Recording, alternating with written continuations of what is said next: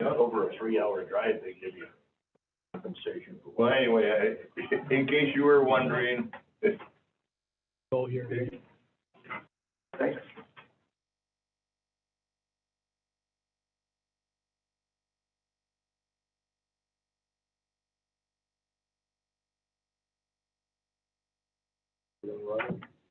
Call the Land Use and Information Committee meeting for February 1st to order.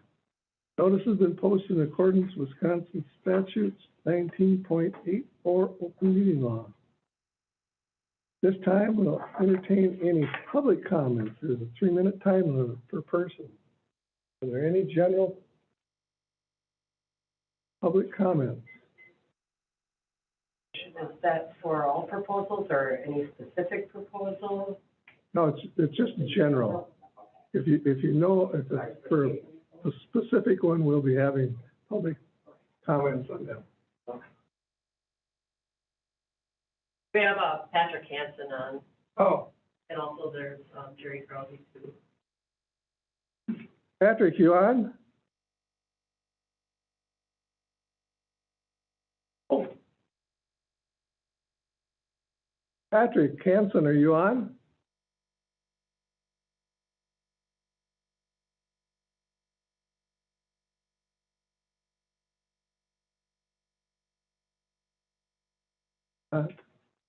Oh, Yeah, Mr. Chair, he texted me, but he said the audio's dead on his end. oh, okay. That was the only one then? There was Jerry Crowley too. Is on. Oh, Jerry Krause, are you on? wait, on. Jerry, are you on? Contract. Patrick? Yes, can you hear me? Okay. Go ahead. Oh, okay. Well, it's Patrick Hansen, 11465 North Shore Drive in the town of Wood River. Happy New Year to you, Mr. Chairman, and to the committee. First, I'll say thank you for continuing to host these as hybrid meetings. I appreciate that. I know the public appreciates being able to attend with that flexibility. I also want to express some gratitude to the campground work group for their ongoing efforts. I've been attending those meetings as well, and they've been productive and substantive. I think it's worth recalling that the campground work group is having to do what they're doing because of the last-minute shenanigans of a lawyer representing the campground operators when this committee sent their recommendations to the full county board. So, I have that in mind that the work group's having to do some extra work here and appreciate that they're doing that. The purpose then really, and thinking about back to that purpose, was to make sure that there were public hearings on removing campgrounds from the RR3 zoning district and also a public hearing on a 100-unit cap on the number of camping units in the RRRC zoning district. So, keeping that front and center, I think it's important to keep those items in our crosshairs and in our focus. But the work group has gone above and beyond, and I'm really happy with the work they're doing and excited to see this come together. They've created, and I know at some point they'll present this to the committee, and I hope that it holds together. What they are working on seemingly is kind of a 3-part framework for managing density, which goes beyond just applying a cap to the number of units in a campground. And that 3-part framework includes lowering the limit on units per acre for campground density. That's the first item. Second item is a proximity rule for how nearly placed campgrounds can be to each other, and I would propose also maybe how close they can be to other residential areas. And then the third piece being a cap on the number of units. So that includes the focus that and the mandate that the work group was given to look at that cap and have a public hearing on it, but then goes beyond that to create a 3-part framework. It's not necessarily the framework that I would have chosen, but I think it's one that we can all live with. As long as the limits that ultimately are proposed and accepted by the full committee are in a range where they encourage and invite folks to propose projects that are of a size and scope that we can all be excited about and welcome here in Burnette County. So my hope is of that 3-part framework that the cap portion of that lands in the vicinity of what we had agreed to, what the land use committee had agreed to previously, which is something in the order of 50 to 100 unit cap. I think that's really important. That's what the public is expecting and what the public can support. So again, fantastic work. Thank you all for your service, and excited to hear more from the work group eventually. Thank you, Patrick. It was Jerry. Jerry, are you on?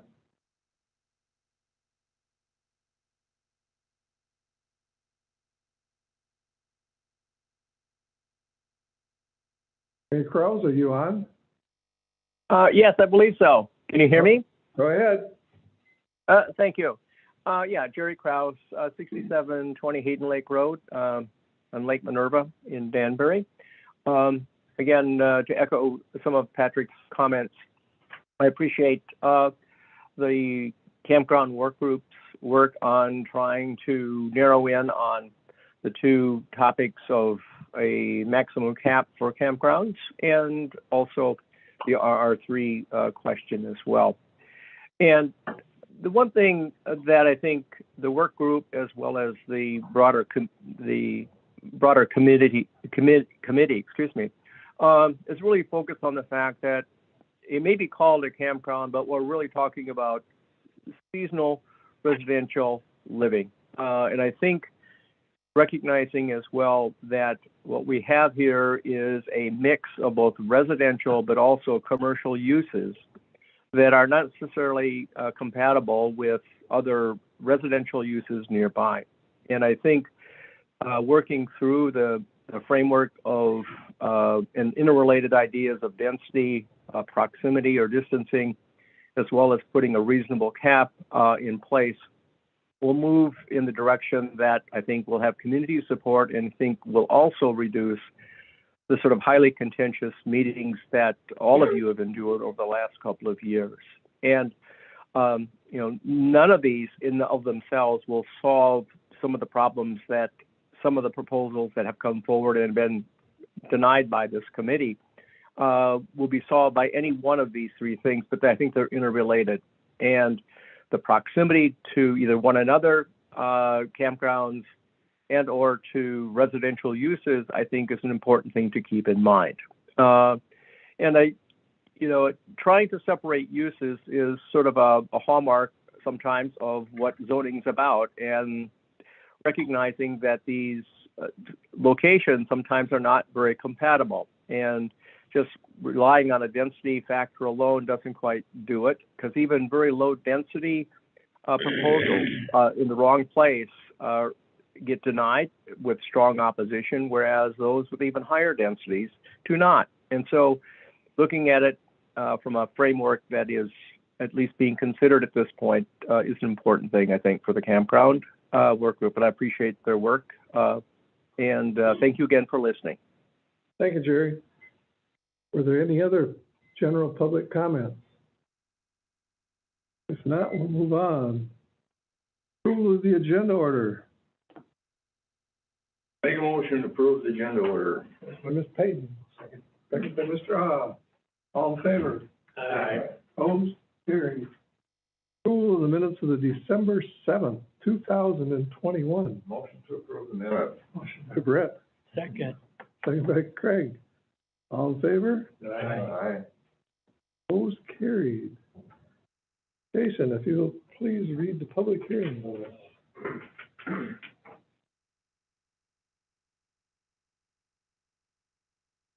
Real quick, sorry, I was trying to clean up my desktop.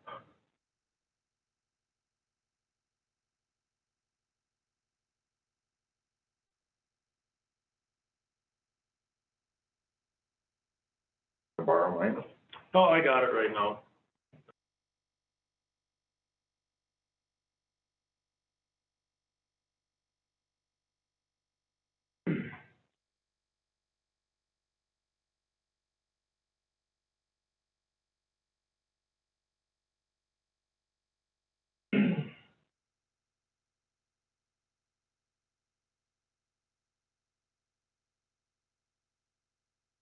Notice of public hearing, State of Wisconsin, County of Burnette, Tuesday, February 1st, 2022 at 9 a.m. at the Burnette County Government Center, Room 165, Town of Mean, Severn, Wisconsin, regarding the following. Burnett County Land Use Shoreline Protection Ordinances. Map Amendment, MAP 2201 Canoe to rezone the southwest quarter and the southeast quarter located in Section 27, Town 38, North Range 14, Town of Dewey, from A exclusive ag to A2 ag residential zoning district. Zoning change requested by Cody Canoe. Details of the proposed revision are available at the Burnett County Land Service Department, Burnett County Clerk's Office, and on the Burnett County website. Conditional use permit, CUP 2201, person. Public notice hereby given to all persons in the town of Swiss, Burnett County, Wisconsin, that Sean Person has made application for a conditional use permit for the terms of the Burnett County Land Use Code of Ordinances to convert an existing structure into a duplex located at 7575 Center Street in the RR1 zoning district, lots 1 and 2, block 11, Pete's First Edition to Danbury, Section 28, Town 41 North, Range 16 West. Conditional use permit, CUP 2202 Radich. Public notice hereby given to all persons in the town of Siren, Burnett County, Wisconsin, that Jeff Radich has made application for a conditional use permit for the terms of the Burnett County Land Use Code of Ordinances to build an indoor and outdoor storage facility on approximately 8 acres over the next 3 years, located at 24643 State Road 3570 in the C1 zoning district, parcel and government lot 10, Section 5, Town 38 North, Range 16 West.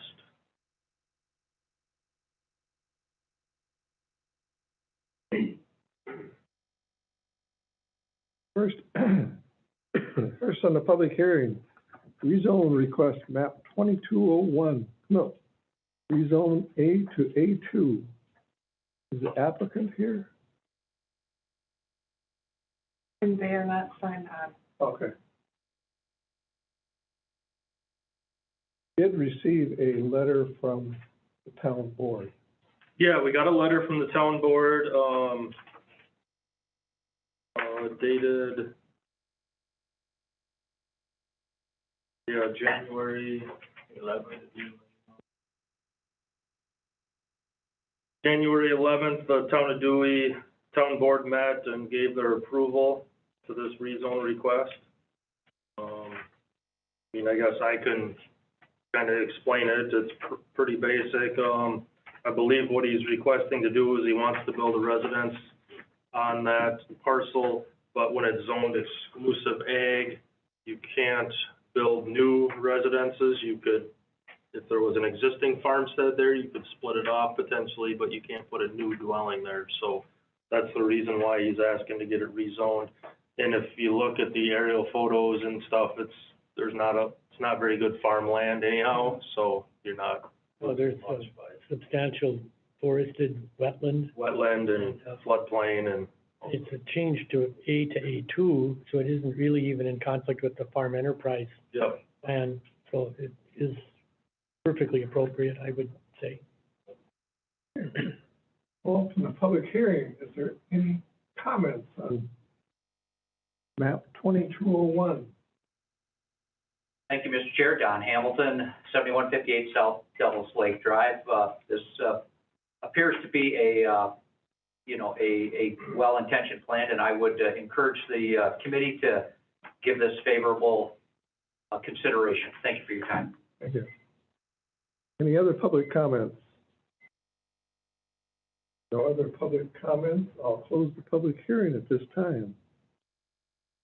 Do we have a motion on the rezone request for map 2201? This would be a request to the county board.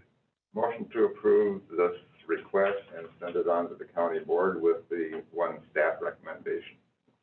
Part of that. Motion by Brent. Is there a second? I'll second. Second by Craig. Any other comments or requirements? If not, James Pearson's not here. Mr. Padden? Yes. Mr. Blomberg? Yes. Mr. Anderson? Yes. Mr. Raw? Yes. Mr. Conroy? Yes. Mr. Bickford, yes. Rezone request 2201 has been approved to be sent on to county board. Next, we have conditional use permit CUP 2201 Pearson, convert a dwelling into a duplex. Mr. Pearson here or on the phone? Pearson, are you on the phone? Yes, I'm here. Would you please explain your application? So I want to thank the board this morning for everything. This is a church that I bought in Danbury, Wisconsin. It's the old Trinity Lutheran Church on Center Street. It had a dwelling in it prior to that, so it is zoned currently residential from my understanding. I'm just converting it into 2 units. I know there's a large demand for rental properties in the area. And I'm, like I said, just looking to convert from a single family into a duplex on the property. Committee have any questions of the applicant for clarification? If not, I'll open the public hearing on CUP 2201. Are there any public comments? Thank you, Mr. Chair. Don Hamilton, 7158 South Devils Lake Drive. I support this CUP, and based on the conditions and in the staff report, I would encourage and recommend the committee give this CUP favorable consideration. Thank you. Don?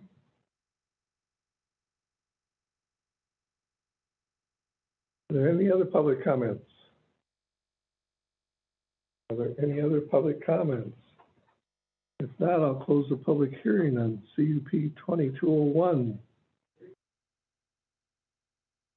A couple of minor things. This is, of course, on public sewer, correct? Yes. Secondly, have you heard anything from the town of Swiss on this one? Nothing. No. I'm going to assume no news is good news in that regard. Yeah, because usually they would chime in, I suppose, if they had a concern, so.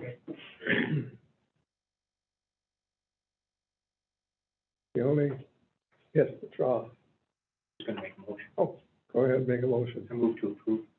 With the one stipulation that they I'll follow local, state, and county regulations. Okay. Is there a second? I'll second. Mr. Anderson? Pearson is not here. Mr. Payton? Yes. Mr. Lumberg? Yes. Mr. Anderson? Yes. Mr. Ah? Yes. Mr. Conroy? Yes, Mr. Bickford, yes. Conditional use permit 2201, Pearson has been approved. You will be sending a notice to the applicant. Yep, yeah, we'll send a letter to them telling them it's been approved. Yep. Next. Get it.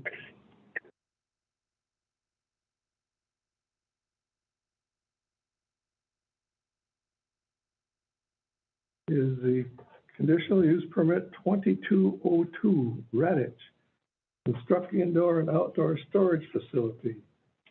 Applicant Andy Hirsch, I believe, is on or not. Oh, okay. I'm here. Go ahead. Good morning. Morning. So thank you for your time, your consideration, your service to Burnette County. Our conditional use permit application is to construct an indoor-outdoor storage facility on the back portion of 24643 State Highway 3570 in Siren. First and foremost, I just want to do a quick review on the legal standards. State law, Act 67, governing conditional uses, which includes special exceptions. First, substantial evidence. Quote, means facts and information other than merely personal preference or speculation, directly pertaining to the requirements and conditions an applicant must meet to obtain a conditional use permit, and that reasonable persons would accept in support of the conclusion, end quote. Wisconsin Statute 559.69, 5E, A2. Secondly, permit must be granted if conditions are met. Quote, if an applicant for a conditional use permit meets or agrees to meet all of the requirements and conditions specified in the county ordinance or those imposed by the county zoning board, the county shall grant the conditional use permit, end quote. Wisconsin Statute 59.69, 5E, B1. Thirdly, conditions must be reasonable and measurable. Requires that any conditions specified in the ordinance or imposed by this committee, quote, must be reasonable and to the extent practicable, measurable, end quote. Wisconsin statute 59.69, 5E, B2. The Burnette County zoning code. This project qualifies as a conditional use under code because specific provision has been made for the use under Burnette County Code of Ordinances, Section 30-2269, quote, mini storage rental buildings or storage rental buildings for storage of personal property, end quote. This property has been zoned C1 commercial since October 19th, 2000. Prior to October 19th, 2000, it was zoned light industrial. Our plan. We are working with Wagner Surveying to split the strip mall from the back property. This will make the quote front of the property to be developed along Laverne Road. Our project will meet all setback requirements, 30 feet for the front, 10 feet for the sides, 20 feet for the back. We have already engaged with both MSA and NWBE, Northern Wisconsin-based engineers, for all required final site plans, engineering, stormwater retention, wetland issues, erosion control, etc. Our project is currently designed to primarily use the buildings themselves as part of the security of the facility. For example, along Laverne Road, our setback is 30 feet from the property line. We will not have fencing at the property line because we are using the building itself, so this will leave an open 30 feet to the property line. Any portion of the project not secured by building will be secured by fencing. Laverne Road itself is along the northern edge of the 66-foot wide road corridor. There will end up being approximately 75 feet from the southern edge of Laverne Road to the building. We will have on-site parking at the entrance location. There will be approximately 100 feet of distance from Laverne Road to the gated entrance. This will mitigate any traffic issues or concerns as far as access in and out of our project off of Laverne Road. Referencing the Burnette County 2030 Comprehensive Plan, it states as a purpose to plan for commercial uses at higher densities. In regards to the Town of Siren Comprehensive Plan, Section 8.11-LU11C, quote, use and site designs are compatible with adjacent uses in terms of aesthetics, scale, hours of operation, traffic generation, lighting, noise, odor, dust, vibration, and other external impacts, and does not have a detrimental effect on adjacent landowners and/or communities, end quote. Regarding aesthetics, almost every business or building on this stretch of Highway 3570 is commercial and metal in nature. Scale. Right next to our project is Chuck's Garage and Marine, which is 8.25 acres, multiple metal buildings, and storage of personal property. Hours of operation. We will have 24-hour access. Along this stretch of road, there are existing storage facilities, Anytime Fitness, and gas stations that are open 24 hours a day. Regarding traffic generation, first, storage facilities do not generate a significant amount of traffic as most use is intermittent. Second, this property is already zoned commercial.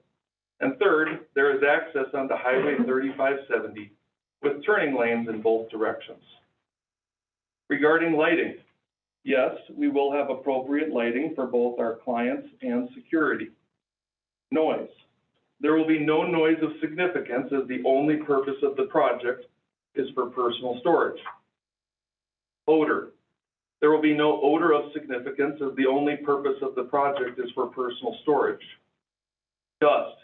There will be no dust of significance as the only purpose of the project is for personal storage. We will also have a posted speed limit of 10 miles per hour while in our facility. Vibration. There will be no vibration of significance as the only purpose of the project is for personal storage. Other external impacts. We are not aware of any other external impacts, but again, the only purpose of the project is for personal storage and does not have a detrimental effect on adjacent landowners and/or communities. This project is not detrimental to the use and enjoyment of surrounding existing uses. Regarding correspondence written, received as of the report compilation, there was a response from Hallie Kusterman from the Wisconsin Department of Transportation. Her response is, quote, "I would propose they move the access further down Laverne Road to not create access issues to both the property and people entering Highway 35 off Laverne Road," end quote. That was a proposal, no more than that. This email from Hallie was dated November 16th, 2021, and was associated with our previous conditional use permit that was rescinded and had a slightly different design and did not have any dimensions specified on the design. Our design shows the access point over 400 feet west of the stop sign at the intersection of Laverne and Highway 3570. We request that we are able to resolve this concern with Wisconsin DOT prior to any land use permits being issued. Regarding staff concerns in the staff report, additional screening. Most of this facility will not even be visible because it is behind the buildings themselves. Items located within the road right of way. We currently do not own the building or property. We are in escrow, but we have no problem having the items in question removed out of the right of way. You can see this on the 2020 aerial map. Some of the items in the right of way are a tenant of the existing owner. We will receive that lease and contact information after closing. So I'm requesting that we're given until 8/1/2022 to have everything moved out of the right of way. Trash and/or debris being placed and/or buried. We currently do not own the building or property as we are in escrow. We had this same issue and concern. We made it a contractual requirement in our purchase agreement, and the owner has removed all debris. We have inspected and approved of the removal. Regarding no information in the records verifying that the sanitary systems were properly abandoned, the Pout sanitary system was not abandoned. The north half of the building is connected to the forced main sewer. The south half of the building is still on the existing personal on-site water treatment system. Regarding access location, I already have addressed this above, and again would request that we are allowed to resolve this directly with the Wisconsin DOT. Additional items from the staff report. We will obtain proper land use building permits prior to each structure being constructed. We will follow all sign regulations. We will follow all local, county, state, and federal requirements for this activity. I request time after public comments to again address any concerns that are made, and I thank you for your time. Thank you. Any questions of the applicant for clarification of their application? I think my question was probably answered. Wondering about the DOT letter, email, and your proposed driveway now. It appears to me just from the previous one that your previous driveway would have been farther east. So the one you propose on this may be satisfactory to them anyway, right? Well, the new one is farther west, so yeah, I think when I submitted the previous one, I didn't put any dimensions there, so just from a off-the-cuff comment, I could see why she would say that. I'm wondering if they were looking at the photo or something and looking at where they thought it would be rather than where it is shown now. That's potentially. I'm just saying I have no problem kind of, contacting them and saying, confirming that that's an okay distance. I'm sure we would say you need to work that out when we get to that point, but. And I did send them this stuff again, since it's a new application, and we didn't hear back from them. Maybe they thought that met their spec, we don't know, but we want to confirm it, but that's doable, so. We're fine with that. The other thing I'm curious about is the existing pouch that's still in service. What part of the building does that serve? The southern portion, the furniture and flooring building, that was the original restrooms and stuff that were put in there. That's relatively low flow, but it's a little odd to have both public sewer and private sewer still in service. Back in the old days, they would have compelled you to connect the whole building. I'm not sure that that's the case of the sanitary district, but I think it'd be a good thing to plan to do anyway. Yeah, we actually already have intentions of doing that. And then, of course, we will submit all the appropriate paperwork to confirm. We can consider that, but I just wanted to point that out. Any other clarification? What kind of lighting are you putting in? The light, Well, I mean, if there's a lighting ordinance, of course, we would abide by that, whether it's county or state level. I don't think there's no ordinance for lighting. I'm not wanting to cause a light show or have, plane spotter or anything like that out there to draw attention to our facility. All the lighting, other than the entrance, will be on the interior of the buildings. As you've seen in the design, 3/4 of the project is not facing the neighboring properties. So, but, of course, we want to use LED lighting. Some people have made mention of the dark skies.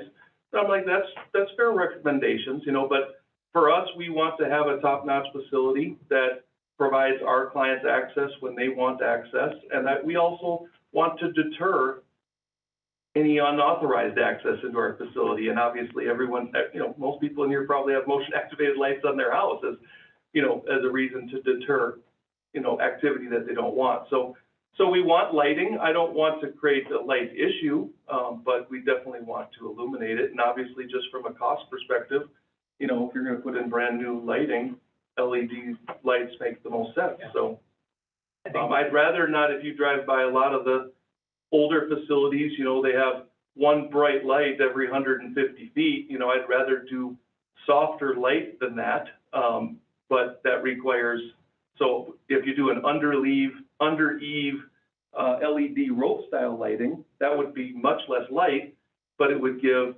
every one of our clients equal light, so that, if that makes sense. More directed to where the light is necessary. Yeah. I'm sorry? More directed to where the light is needed, rather than. Yeah, we just want the light, shining down the doors so people can pull up and they don't have to bring, I forgot my headlamp or whatever, I think that's the whole dark skies is more the down. Oh, yeah. Down shining. The Holiday gas station in Siren, I can see from up at the hill, it lights up the whole sky. To me, if we're gonna, I don't want to spend any more money than necessary to give them the light that they need. More light requires more juice. I'd rather just give them exactly what they need, no more than that, so. What are you constituting as personal property? That things like motorcycles, boats, cars? Well, yeah, we have sizes ranging from 12 by 50, so someone could park a diesel pusher, all the way down to smaller units that would be like 5 by 10, and then outdoor storage. So, we believe there's a market for people who have both want protected mini storage and maybe a place to park their pontoon trailer.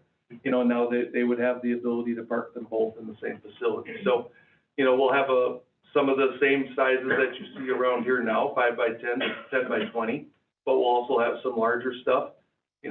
We believe there's a market for people who have $100,000 pontoons and wakeboard boats now. I believe someone who can afford that would probably appreciate being able to secure it, both indoors and have a secured facility that they can have some assurances that it's safe. How do you feel about doing mechanical work on vehicles, oil, and? As far as people working on their stuff? Yeah. Well, we're not gonna be providing electricity into the units, so, we're not gonna be marketing it for anyone to do anything like that, to run a business out of. We're not, that's. Well, no, I'm, even just an individual, say they've got an old car and they're fixing it up and they're working on it in there, that's. Well, that's a good point. We have not crossed that, or had that conversation, but, that is a reasonable thing to kind of put it, we don't want that, so, we probably actually put that in our contract with our people, working on your stuff and, here. I think our concern would be oil and waste and stuff seeping into the. Somebody coming in and they don't have a garage, so they come in there to change their oil and tune their engine up. That oil could be going all over the I place. think as he pointed out, it's not in his interest to allow that. No, we definitely don't want that. I mean, I don't want anybody to loiter, you know. In fact, our security, our gated security will actually know, like, if you personally rent a unit from us, when you come in, it'll log your entry time and it'll log your exit time. So, you know, we'll know if someone's been loitering in our facility, and we definitely don't want that either. So it's a secured access, either a card or. There will be a keypad, so everyone will have their own code. There's also an app, you know, so that it recognizes, you know, you download it on your phone, it'll actually recognize when you come into the facility just by the signature of your phone, so. As far as, kind of protecting the public from a view site perspective, I think you mentioned that the buildings are your screen, right? Yeah, so the buildings that face the nearest the road or the property lines from the setbacks, there's no doors on those sides. And that means, that allows us to then not have to fence that side. So our setbacks that are at, you know, 30 feet off of Laverne Road, there would be no fence at the 30-foot mark. So that basically would turn into additional buffer from Laverne Road. The other? Would there be, does your app or whatever provide, something that would trigger if there was like 7 people using the same code within a 15 or 20-minute period, like somebody's gonna have a party fixing their truck?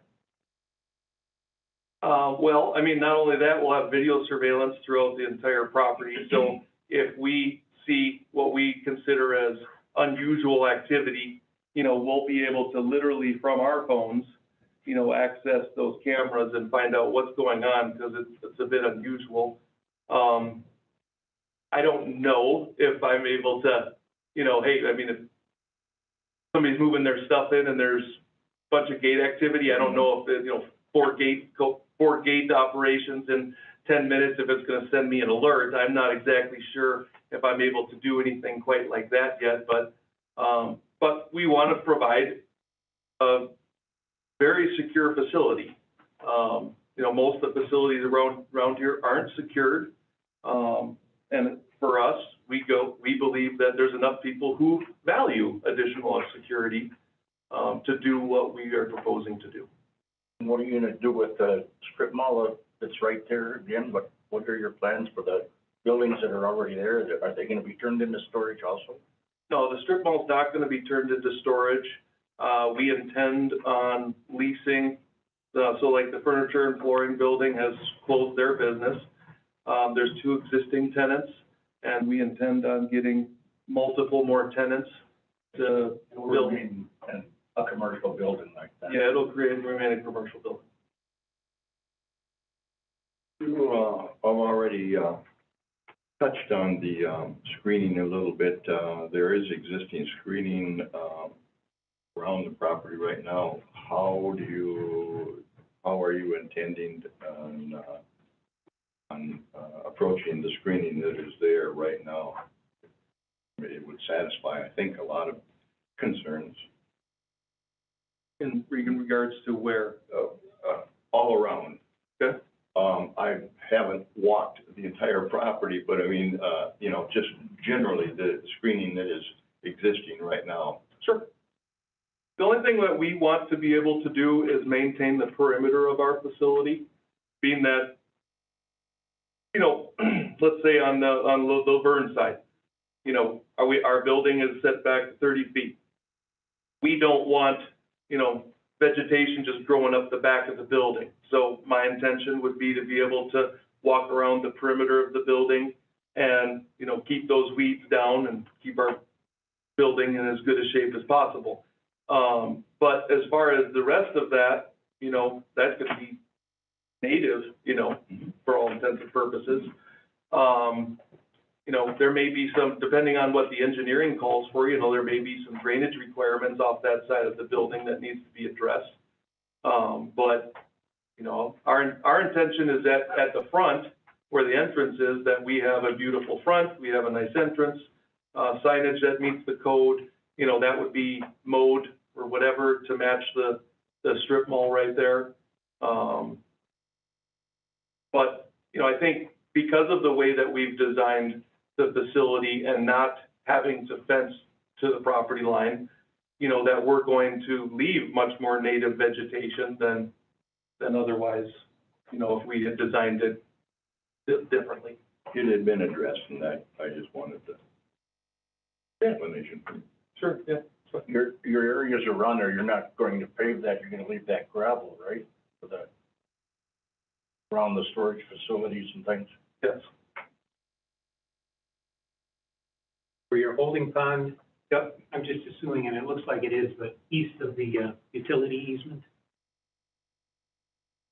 there's the power lines going through there, and there's an easement. It looks like you've got the holding pond east of that, and that's fine, so it's not encroaching on that easement. Well, on the power line easement, you mean? Yeah. Well, I've already worked this out with Burnette. The utility easement is gonna be released, that those power lines are all getting rerouted underground, so Laverne will all be underground. That work order hasn't been processed, but all of the stuff as far as, you know, once the conditional use permit is approved, assuming it's gonna get approved, then of course we would start signing some work orders with like Burnette to remove all those overhead power lines and run underground. Does that have a potential to change your plan? That, If they take that easement out, you'd gain more land to work with. well, no, our plan shows that the easements have already been released, because there's a Y of power lines right now over that back portion. And obviously with the easements that are there, we wouldn't be able to build underneath the power lines if the easements stayed recorded as is. And with the scope of the project and the amount of impervious surface, you need to have those water retention runoff. And- Yeah, so these renderings, you know, I did these renderings after a couple decades in the industry, but, and working with, you know, my conversations with NWBE, MSA and stuff. And so you'll see on there that there's actually two holding ponds. There's one on the west side of the building that kind of shows, hey, when we do this, you know, we're gonna more appropriately address the strip mall. You know, they have drainage, but they never did it with a holding pond. So we'll create a shared covenant basically there, that both properties can drain on that western side. But the site itself, right now, the natural topography already drains to the west. So that's why it was designed. And it may, I don't know if that's the appropriate size. It's gonna be something close to that though. I mean, I'm knowing that it's relatively flat, fairly high groundwater there. Hard time getting rid of water if you don't do that. Or that's appropriate. Well, yeah, we knew we were gonna have to do that just from site design requirements of impervious surface calculations, so. What are the height of the buildings gonna be? Well, most of the buildings are just gonna have an 8 or 9 foot door. There's the one section that you'll see there that's on the southeast corner. That's where we have 12 by 50 units that would have a 14-foot door, so a diesel pusher or, you know, somebody has a real nice fifth wheel they wanna keep out of the sun. That's on the south one? The southeast corner, you'll see deeper stretch of buildings right there. So there's maybe 14 units that are bigger like that. What kind of roof are you going to have on them? Is that gable or flat roof? It'll be relatively, probably a 312 pitch, 212 or 312. You know, we don't really need to go vertical. And I don't really want to encourage people to do stuff inside, you know. We'll have rules as far as what people can or can't do inside as far as securing to our building, anything crazy, so. Not gonna put a loft in there then? No lofts. No, I mean, I know that's kind of a new thing, you know, these bigger units where they have lofts and bathrooms and stuff like that. We're not gonna have any of that. We're not even gonna run power into the units specifically because we don't want people loitering there. We don't want to create man caves. Retention pond on the west side, is that gonna have a fence or something so people? Yeah, that particular, so you'll see, where like there's change in buildings, there would be little stretches in between those of fence, but the majority of the fence work would actually be on that western side, which would be on the outside of the holding pond. And what type of fence is that gonna be? Commercial cyclone fence, chain link.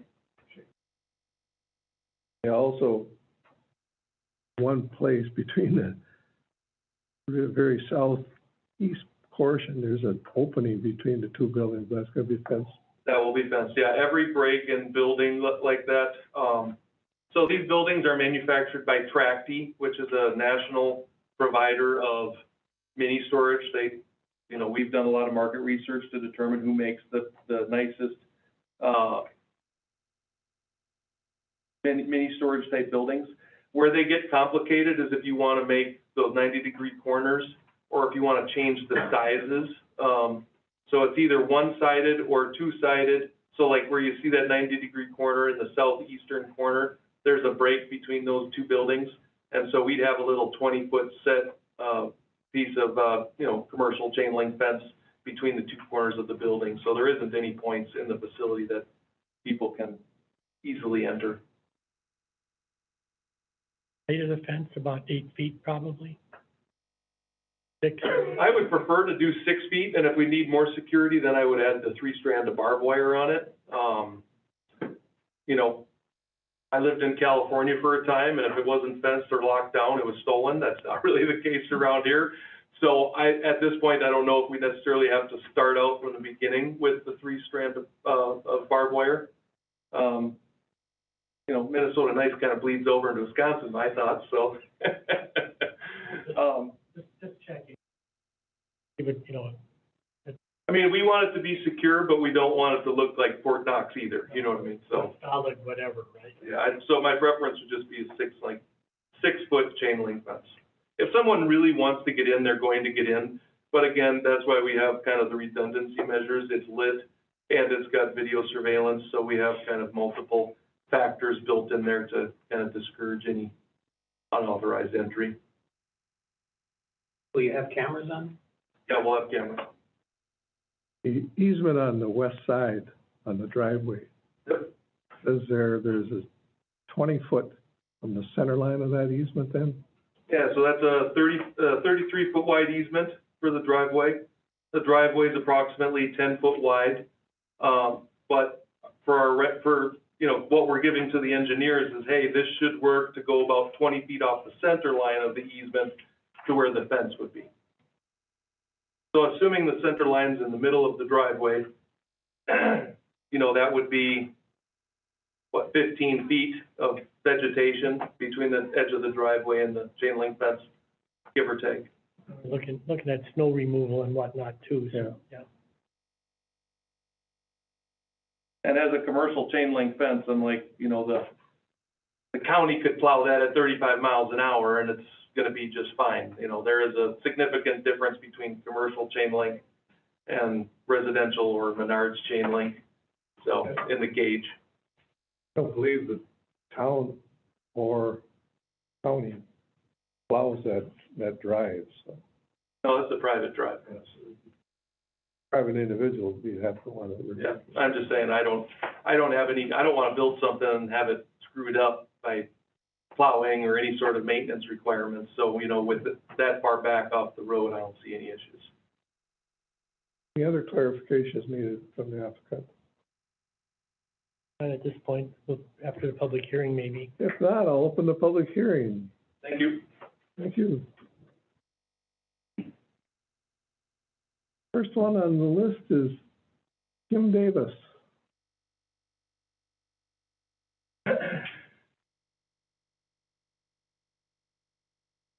Hi, I'm Kim Davis. I live at 7599 Laverne Road, and it's actually my driveway that borders the west or back end of the facility. Before that, I actually have several concerns. Number one being safety. Laverne Road is a quiet, dead-end road. A lot of people don't even know it's there and don't realize there's houses on it. Those of us that live on it love that about it. Also, the storage unit isn't going in the middle of nowhere. We'll be surrounded on 3 sides by residential properties. Those residential properties house the older generation and single mothers with kids, the vulnerable citizens that need their privacy protected. Also, natural surroundings. This water feature that will be on the west end back of the property is going to could very well have an adverse effect on flooding issues for our driveway. Also, standing water, not only is it going to stink, but it's a breeding ground for mosquitoes. And if they're not bad enough in the state, they're going to get a lot worse, and we don't need that magnet. As a mother of small children, I also worry about a drowning hazard. If there's any issue or gap in the fence, kids are little. Is it also the ideal location when, in order to build it, we have to demolish several acres of woods and trees and natural habitat for animals that we have come to love seeing every single day? And that's the feel, that the woods and the trees is what gives us that up north feel. It's why people live here, it's why people travel here. They love that. They're not coming for state-of-the-art storage units. Also, lighting. He talked about having LED lighting. Siren Mini Storage has very minimal lighting, but it shines directly through the trees onto my front yard and into my house. This storage unit is going to light up the area, making it hard to sleep and all but eliminating the ability to see stars at night. Also, is this an actual necessity? The parcel is directly between 2 other storage units and across the street from a 3rd storage unit. A 4th one seems redundant and unnecessary. The town of Siren met and unanimously denied this cup, formerly known as Cup 2131. The neighbors for this parcel desperately don't want this in their backyard. The citizens of Siren don't want this. Virtually everybody that lives here, pays taxes here, and loves their life here, desperately does not want another storage unit, and we beg you to deny Cup 2202. Thank you. Thank you. Next, Diane Lund.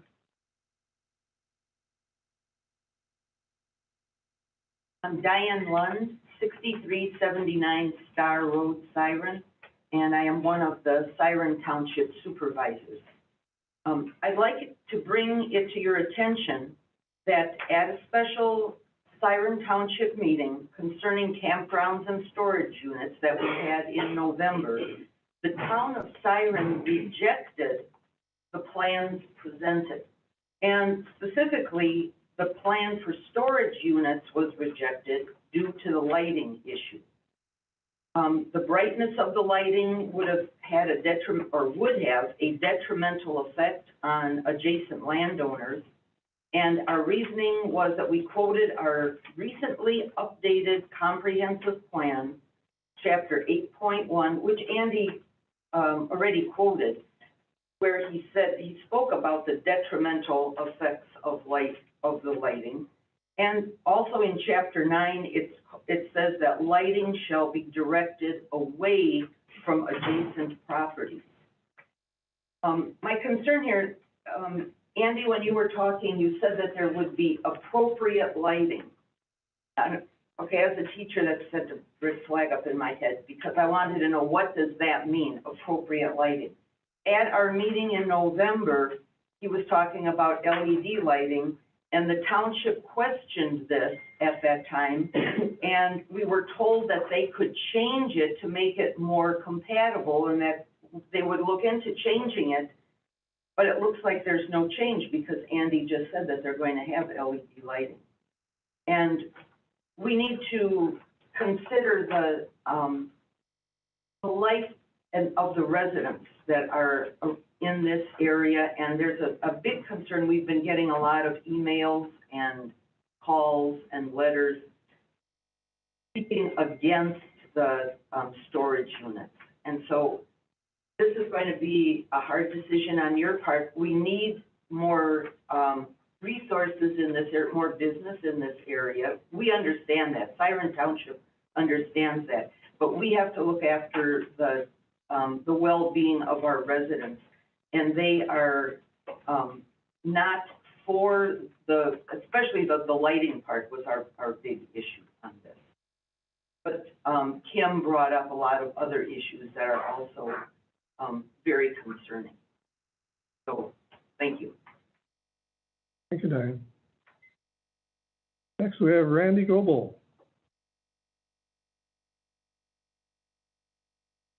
Morning, I apologize ahead of time if I get a little emotional with this. My name's Randy Goebel. Me and my children live at 24605 State Road 35, directly in front of and next to these proposed storage units. I would be bordering the south and complete eastern side of these buildings, 10 feet from my property or my property that I currently rent. I've lived here for over 5 years. I've worked in this area. I've been here my entire life. This is my home. I'm here today to express my concerns as a community member as the size and scale and proximity of these buildings. Nothing near these buildings is close to the size of these buildings.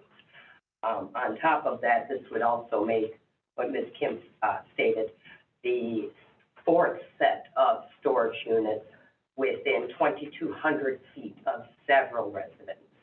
I understand my property is currently zoned commercial, but that does not take away from the fact that it is a single-family home with a family that resides there and has for many years. What else? I'm sorry.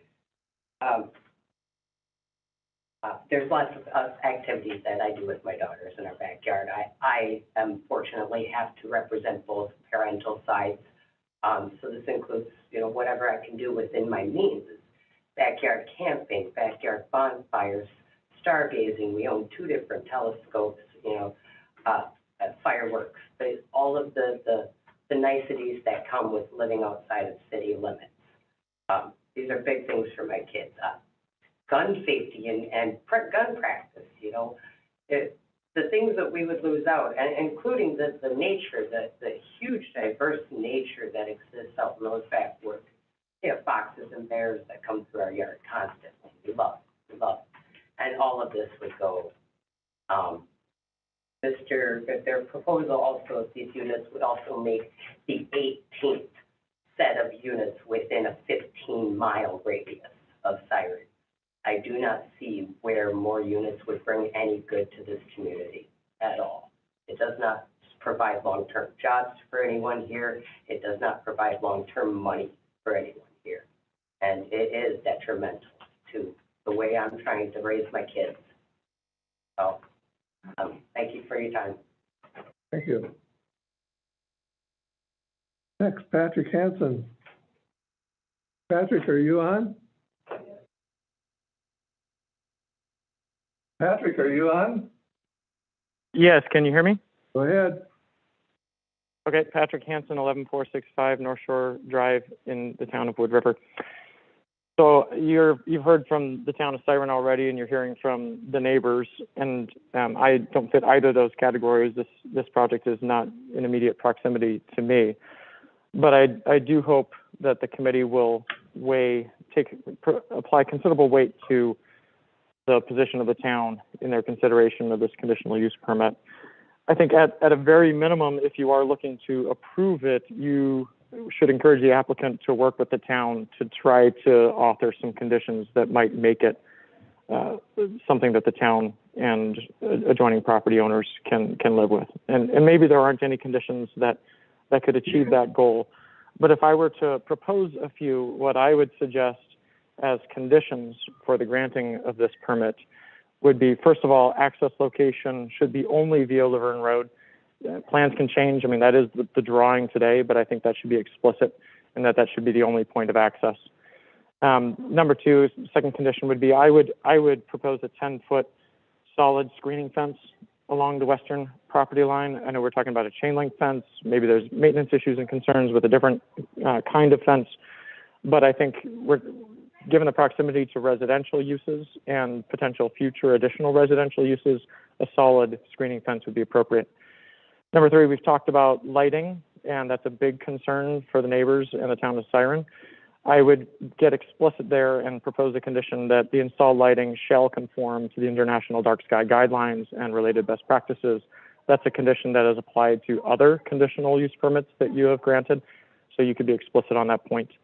Number 4, public access shall only be provided or shall not be provided between 10 p.m. to 7 a.m. Again, proximity to residential uses and concerns about what 24 access means in other nearby facilities and the impact that maybe has had. I think that would be appropriate to limit access to a window of 7 a.m. to 10 p.m., which is a pretty broad window, but does provide some assurance to neighbors that there won't be activities at night that maybe are less monitored, even though there's video surveillance. You know, who's watching the video matters. And then last but not least, I would stipulate that ATV, UTV access shall be limited to trailered vehicles only, so that this is not a facility where ATV, UTV access could be 24/7, driving in and driving out on people's ATV, UTVs. So trailered access would eliminate that concern and potentially also address some issues of dust down the road, where if there were a lot of ATV, UTV access coming in and out of Laverne Road, that would certainly generate dust, noise, and other concerns that would be disruptive to that residential area. So that would be my effort at some conditions and maybe the kinds of conversations that need to be had. Thank you, Patrick. Next, we have Wendy Koslowski. Good morning. Morning, Wendy Go ahead. Good morning. So I live at 7646 Luverne Road, so we are at the end of Luverne Road. So I'm going to start out saying, first and foremost, I am somewhat confused as to why we are here this morning with one of the same proposals that was just denied 8 short weeks ago. The reasons and concerns that were verbalized those 8 weeks ago have not changed. Like, what can change in 8 weeks? Not much. So the 191 site campground was denied along with the mini storages. The need for storage may have been relevant for the campground, but obviously that is no longer the case. We are surrounded with 6 different storage units in less than a mile's distance. Our town board just voted on this 8 weeks ago. They listened to all aspects of the proposal. They took all accounts into consideration: residents, business owners, the Preserve Burnette County organization. All concerns were heard. They made their decision based on all of these things and what is best for the community at this time. I think 8 weeks out of that decision is very premature to reevaluate and change anything. They did their job. I simply ask you, the county board, to please support our town board and the decision that they made on behalf of the township and the residents. I just want to say, we have lived there almost 30 years. We appreciate our area so much. I am not against development, that's not it, but in the right places. This property here has been, it is a beautiful property, very, very close to town, which makes it ideal for families. We've raised 4 kids there. There's Kim with her young little children growing up. I mean, it's heartfelt. It's really heartfelt for those of us that live in close proximity. So I thank you for your time and for your consideration in this. Thank you, Wendy. Are there any other public comments wish to be heard at this time? Please state your name. Hi, my name is Mike Hylandson. I work for Casa y Tierra, who owns 24605 State Road 3570. And I'm here to say that we do not support this proposal as it stands for several reasons. Not to sound like a broken record, but the 24-hour lighting, as we think that's a detriment to the community. One thing that we see that people appreciate are the dark skies. It's not like the Twin Cities where you can barely see the moon. The 24-hour access, with it being right next to residential areas, we think it's going to be a nuisance for people's neighbors. I support the previous gentleman's recommendation of having hours like he said 7 a.m. to 10 p.m. or 6 a.m. to 9 p.m., something like that. That needs to be rethought. There's no vegetation plan for what is it going to look like? I mean, the plan that's provided, there's sparse information. For having several hundred units, you could say, there's no bathroom. If somebody's there bringing stuff back and forth, where are they going to go to the bathroom? And another thing is there's no building design plan. I mean, there's no drawings showing what the building is going to look like. You know, what standard is it being built to? None of that is provided in the packet. So from our point of view, as it stands, there's either too many negatives or too many unknowns to support this proposal. Thank you for your time. Thank you. Any other comments?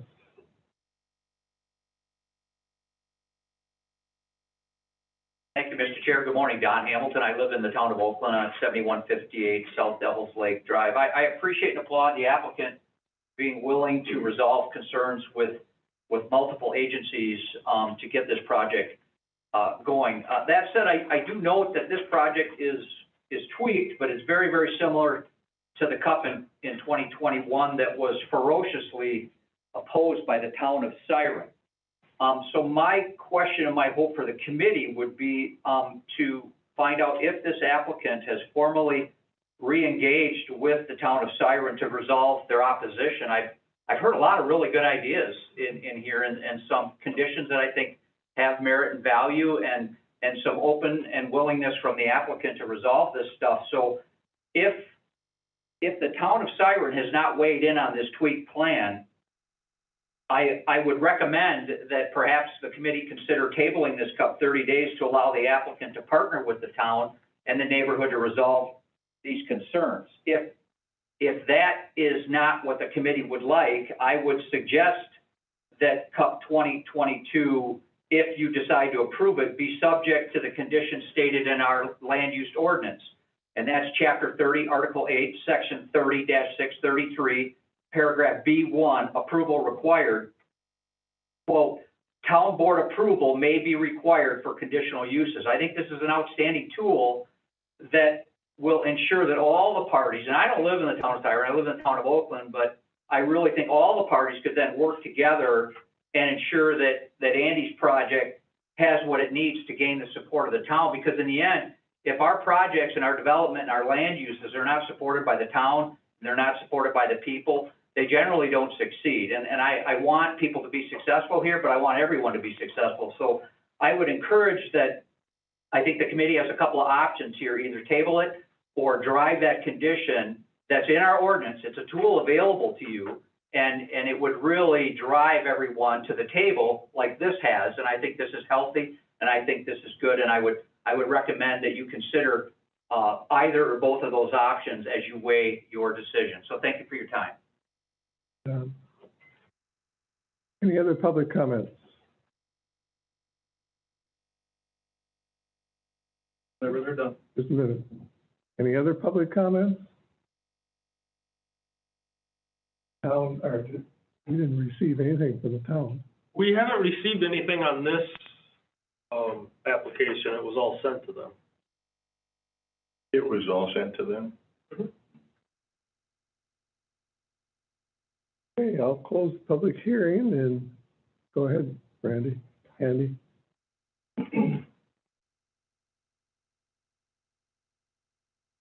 So, and just for the record, I didn't say this earlier, I'm a Siren Township resident. I live at 7251 County Road B.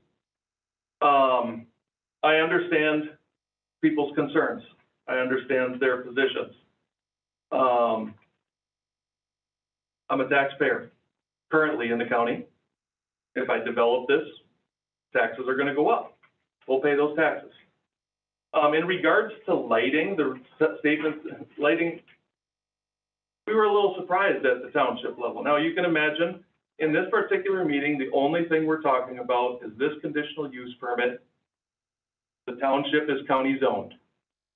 When we had the previous meeting regarding a a conditional use permit for this. There was also, at the same time, discussion for a rezone, which required the support of the township.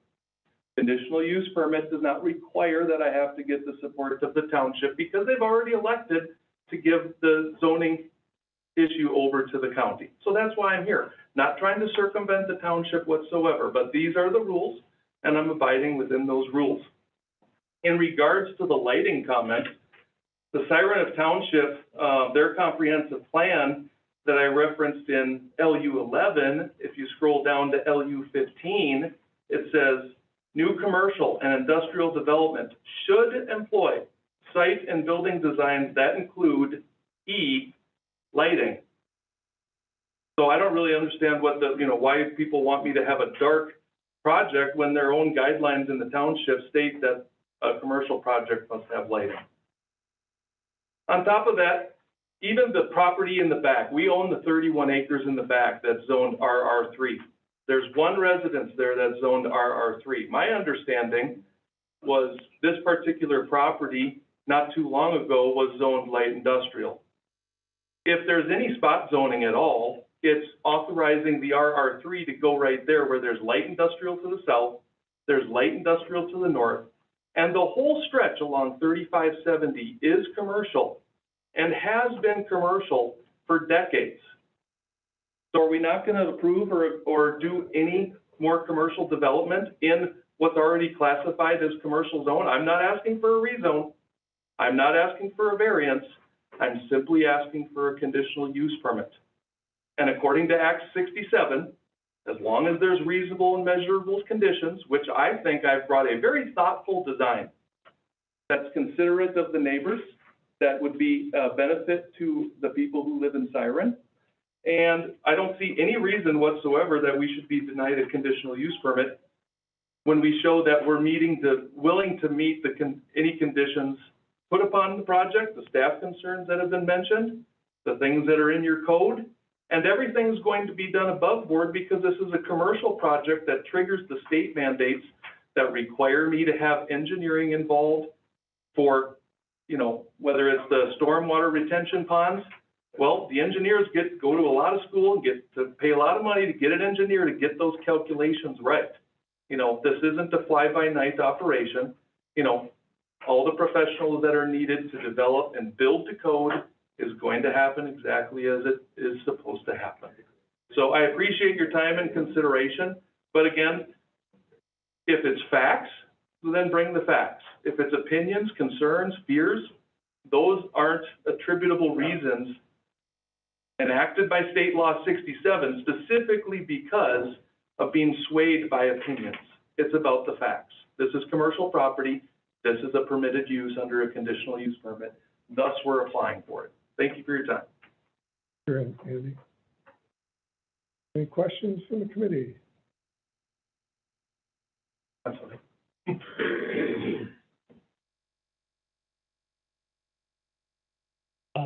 One comment I would make is that it is unfortunate that the town of Siren didn't respond to the new proposal. It is not the same. Consider a conditional use permit in commercial as it was when we had the rezoning, as the applicant pointed out. I would like to see though the town has been quoted as being concerned about lighting and that the lighting be appropriate or directed, as has been discussed, but there's not a lot of detail on that. So well, just wait a second. That is one thing that I think could be resolved if the town of Siren's biggest concern was invasive lighting, and you're not doing invasive lighting. That should quiet that concern about the CUP for the storage. I think the CUP for the campground was a bigger issue, in my opinion, and the rezoning, frankly, that's exactly why we did what we did, is because Act 67 so handcuffs discretion at the level of this committee. The rezoning process provided the town input, provided the community input. That's not going on here today. This is just whether this is a suitable site for this permit. And the only issue I really see in it is the kind and character of the lighting right now. Yeah, we were a little surprised at the township's ruling. I think it was a combination of having blended one meeting to cover the rezone for a campground, which is a very hot item right now. And we accepted that, walked out graciously, and then we chose to rescind because everyone was stirred up. So we're like, this isn't the right time. So to answer one of the speaker's comments, that's why we're back 8 weeks later with only one item to discuss, you know, and I don't know what else we could possibly develop on this commercial site and honestly have less lighting, because our lighting is all on the interior of the buildings themselves. You know, there may be some signage that shows some lighting, but other than that, the lighting's all being contained as best as we can. You know, inside the buildings, under the eaves, down lighting. I get that, but I'm not sure that the definition of LED lighting is clearly understood. I have LED lights in my house because they don't have to change a bulb. You know, that's the difference. It's not like you're putting up spotlights to draw people to the casino, you know? But anyway. I don't know how else to specify it when their code specifies commercial must have lighting, but there's no additional explanation. Now, if you guys want to add to your code as far as what exterior lighting criteria is, then we would meet that, so. We can ask the character of the lighting. How are you going to direct it, that kind of thing. You know, I think that's within the realm of discussion. I think that may be where the issue rises with the lighting issue, is that people are thinking of big, tall posts and, non-targeted, non-directed. If you're directing it down in front and under the eaves, it's not going to be a great deal of way up in the air light. That I think is one of the confusing issues. I don't know that we want to hammer out a condition on this or ask you to get more detail and show it to the town of Siren and then see if we can get that resolved. That's the concern I have. Mr. Rao. I appreciate all of the citizens' comments and something. One thing that I find that's kind of conspicuously missing is complaints about Chuck's Garage, because they kind of are in the same business. And if that kind of a business is so dangerous and detrimental to the community, I would have thought I would have heard at least one comment about Chuck's Garage. Yes. My concern, do you think you need 24-hour access? Is that a big thing for people? Or, like Patrick said, could it be curtailed to some reasonable hours to avoid traffic going in and out at all hours of the day? I mean, do you need to go into your storage facility at 2 o'clock in the morning?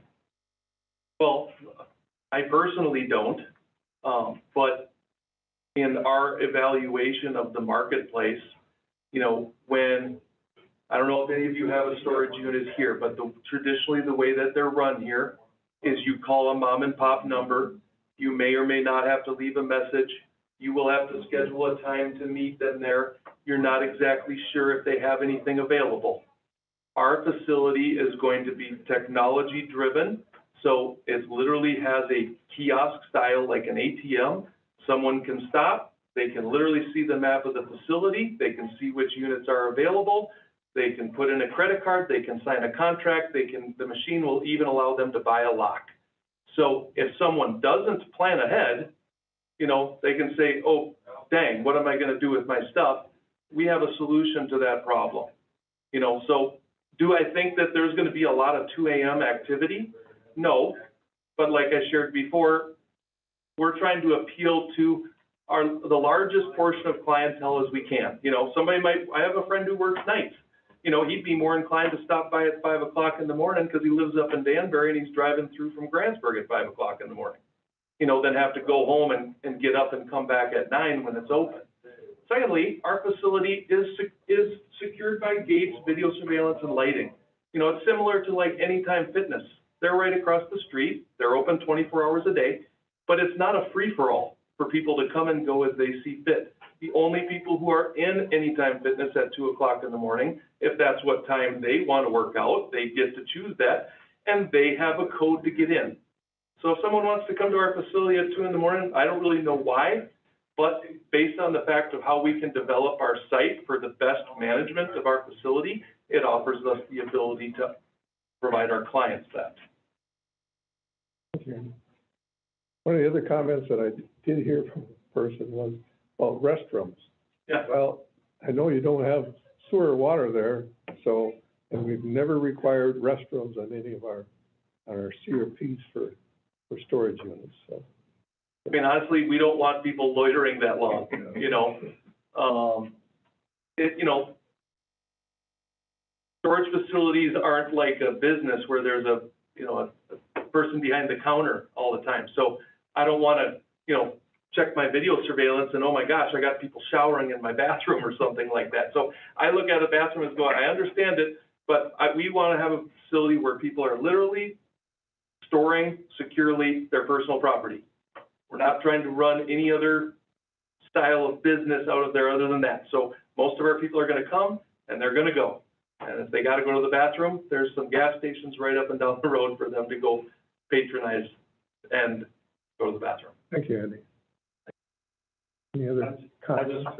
I just want to make a comment, I guess, real quick. So I think people maybe get confused on what a conditional use permit is versus a permitted use. So in commercial, there's a whole laundry list of things that he could build right now without any public hearing required, So you have banks and savings loan, retail stores and shops, you have restaurants, taverns, hotel, tourist homes. What else? Those are the main ones. Gas station, convenience stores, truck stops. So you can build a truck stop right there, right now. And Come through here, huh? without having to come through here. Without having to come through here. Where then you wouldn't be regulating lighting or anything like that. He could light it up like however he wanted. And the advantage, I think, for conditional use is that there are some situations where conditions might want to be imposed so it satisfies whatever. And like the lighting is one of these things, and that's why we can set that up as a condition. We don't necessarily have to have an ordinance on it, but we can set it up as a condition for the conditional use permit. I mean, I think lighting would be a more legitimate concern if our design was such that we had doors on the outsides of the buildings and had fencing on the property line, because then there would be lighting facing Laverne. There would be lighting facing the residents to the east. There would be lighting all the way around. Our particular design, I feel like we've been very conscientious of our neighbors to come up with a design that works for our business model, but also, keeps as much green space as we can and still abide by the setbacks. Thank you. Any other questions or clarifications? If not, I'll read the specifications. If considering approval, the following items may want to be included in the motion. 1, the committee wants to require additional screening, then they will need to be specific with type, height, width, and location. 2, the committee wants to adjust access location, then it should be specific with details. Or the committee could request the applicant resolve the issue with Wisconsin DOT prior to any land use permit being issued. 3, items to be removed from the road right away by May 1st, 2022. 4, trash and or debris to be properly disposed of by May 1st, 2022. 5, obtain proper land use building permits prior to each structure being constructed. 6, verification of property sanitary system abandonment to be submitted to the Land Services Department by May 1st, 2022.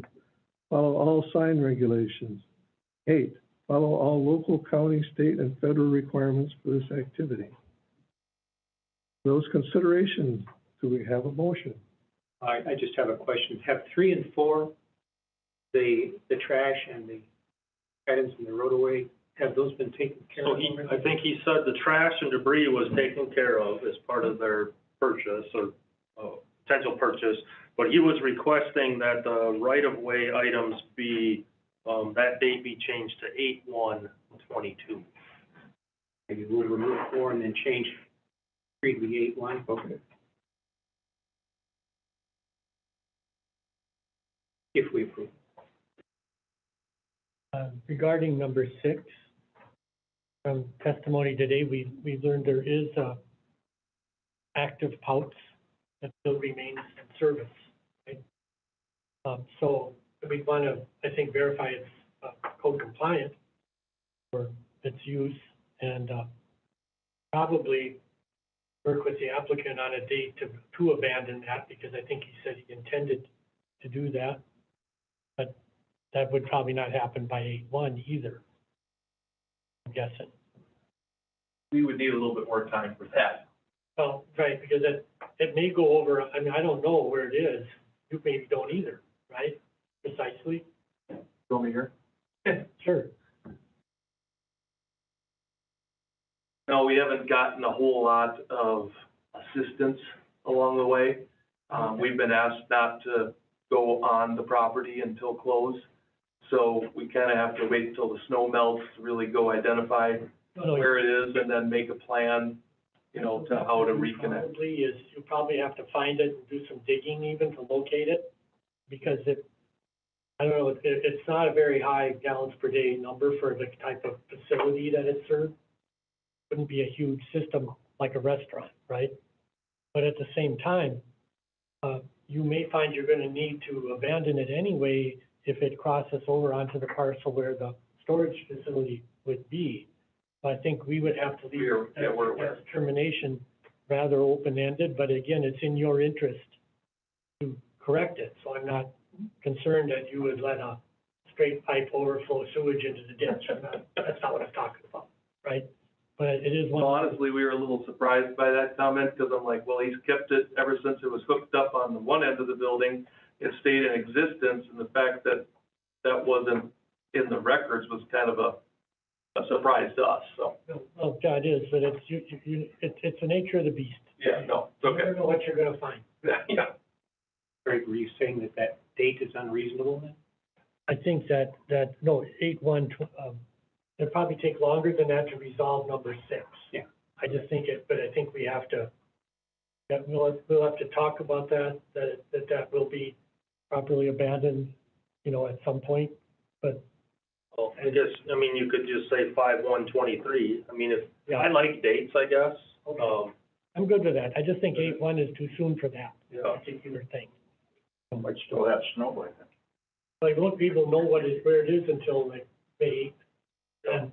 And then some of this other stuff, should this get approved, won't happen for a while either, but, you know, by the time it's necessary to carve out the mini mall structure on a separate CSM, it would have to be corrected by that, regardless of a date.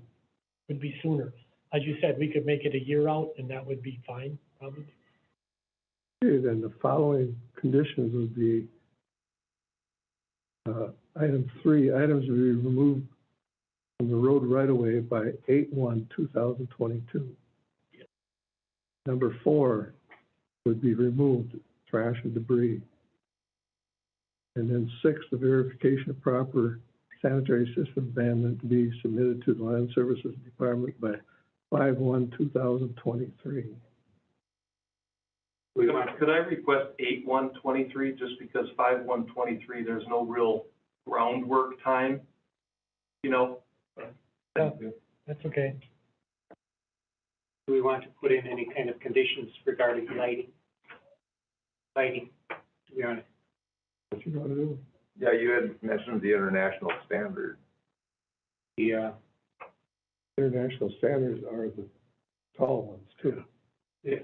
Yeah, I think we're talking maybe a condition of something like lighting shall be directed to the interior of the facility and not external. That's sort of soft, but I think that's the intent. So number 9 then would be, lighting to be directed down. But now, okay. Okay with number 9 then? Directed inside the facility. So you still going, but there's still gonna have to be some lighting on the outside that, like at the entrance, right? I mean, there's still be a little bit of lighting outside, otherwise, at 2 o'clock in the morning when they wanna get in, they won't be able to see their number. That really doesn't affect anyone. Chuck's garage is right there with, I'm not sure what kind of lighting he has on it. Well, if it's directed downward, it doesn't, it would be comparable to the keypad you do when you get your car washed. Yeah. Rather than a parking lot. Yeah. Right? So minimal lighting, as minimal as possible kind of thing. And what could always happen too is if, the facility were to get built or something and the lighting was, noxious, we could always bring it back to the committee, to try to resolve that issue. We have to have some kind of statement in there about it. I think we're gonna get in too much wording, way too much. I think, like Jason said, I think that's the best way to solve the problem. Regarding item 1, screening, can that just be struck? Just says that if the committee wants to require it, doesn't say we have to. I'd say, as far as the design goes, this particular design does a better job of screening the open storage area than anything we've ever seen before. Yes. And if the buildings are not real tall and, well-maintained and attractive, it's screened already. There's no doors on the outside. I do think that, from a performance standard point of view, has satisfied any need for screening. There wouldn't be any screening though from, might be a few trees there from a private driveway. To the west, yeah, that part, but. By the holding pond. What? By the holding pond. Yeah. We'll strike one, is that?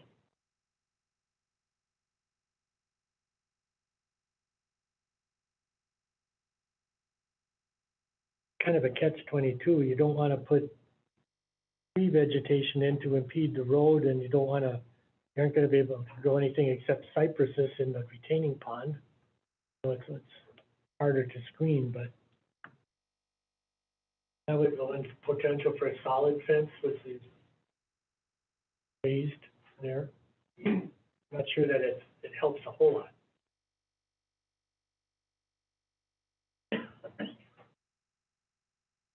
Other comments?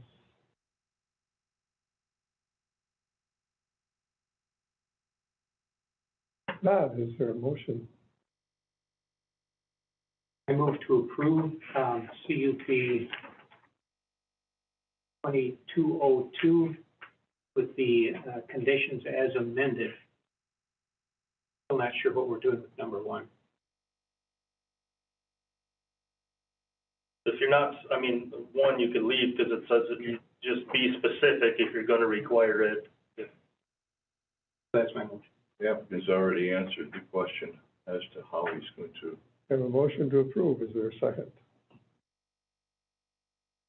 I'll second. Second by Mr. Padden. Roll call vote. Mr. Pearson is absent. Mr. Padden? Mr. Payton? Yes. Mr. Blumberg? Yes. Mr. Anderson? Yes. Mr. Ah? Yes. Mr. Conroy? Yes. Mr. Bickford? Yes. CUP 22-02 has been approved. Thank you very much. Next, we'll move on to number 7, North Country Surveying, McKinsey State Final Plat.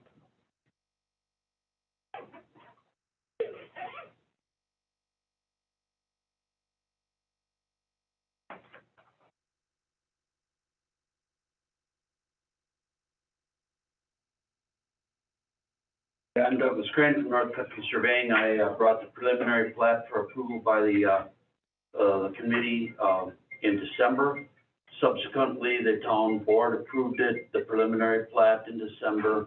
We went ahead and staked it, and now I have the final plat drafted and ready to go.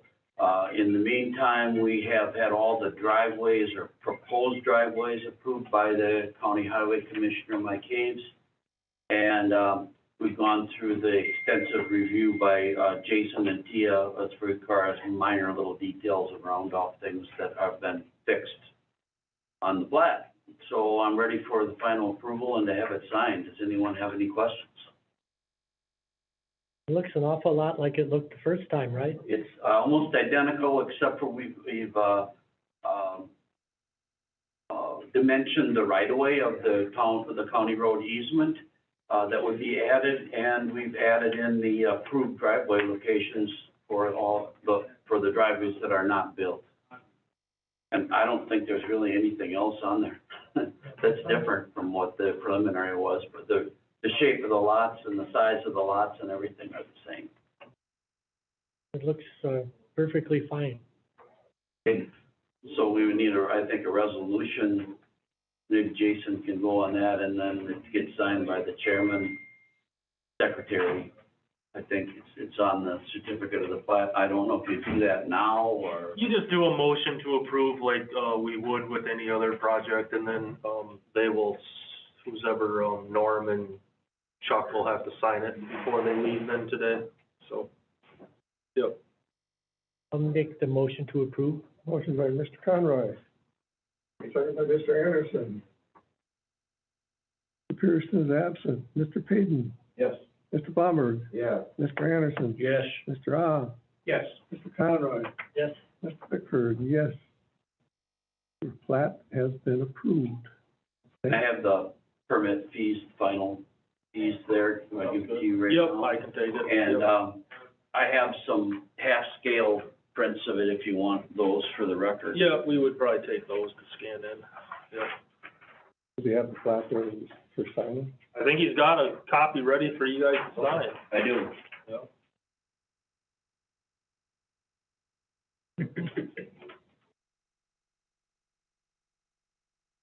You just wanted me to go on to my stuff real quick, because it should be done in a few minutes, and then they can sign it. Okay, very good.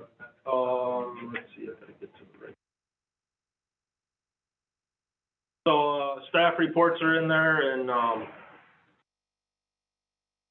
for what the people have been working on in the department for the last month or two, website statistics are in there, again, showing about 375 or so users per day on the weekdays. We have in there what city they're from. And so then we have in the zoning report, we have the permit totals for the year 2021. There's some charts or graphs in there. You can see the total permits and the sewer permits. And staff reports at the bottom of that one as well for the zoning staff. So I didn't put any budget reports in here yet because I'm gonna wait till they get everything closed out for 21. So next month, they should have all that stuff buttoned up, so. Yeah, as you would expect, it's interesting to me to track the sanitary stuff. I always kind of view that as a real indicator of how busy the department is. Mm-hmm. And you're inching back up to the bubble peak. Yep. Well, took a while, but Yep. that's a lot of activity for the agency right there. Questions or comments?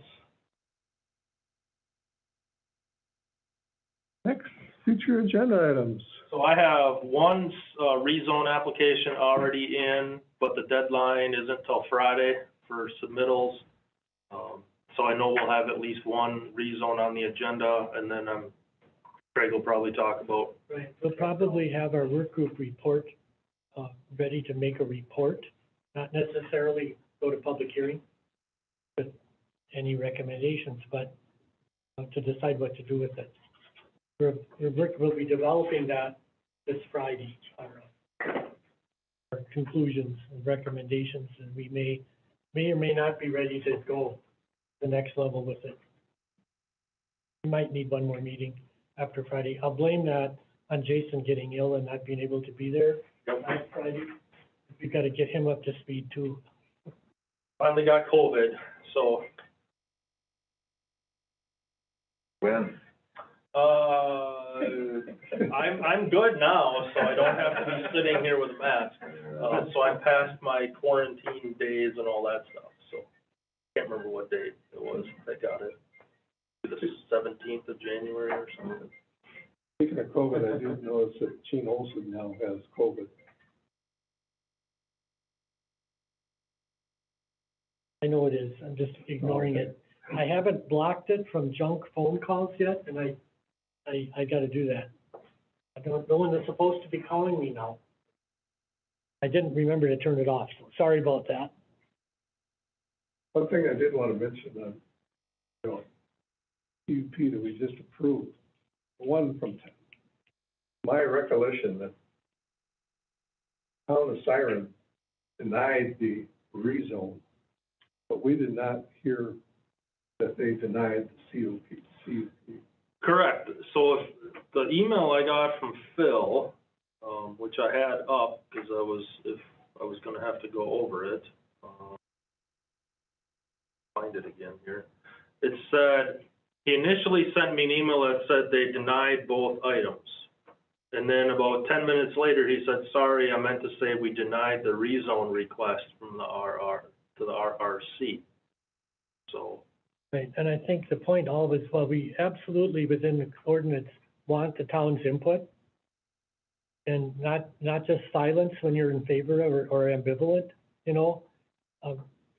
But it's been sometimes hard to get that. You know, towns have historically not been active on conditional use permits, but rezonings where they actually do have the potential final say, you know, that is something we have to consider. But we want their input. We want them to respond. And the trouble is, we've always known it's like herding cats. All the towns meet at a different time.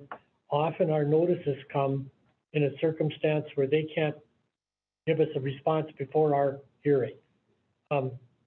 If they really think it's important that they respond and they ask us to postpone, we always do. And we need to get that out there to make them understand that that is, in fact, important input for us, even though they may not have the hammer to whack it. We need to know what they think, you know? And this, to my mind, this constituted a totally different application that they should have responded to independently of the previous one.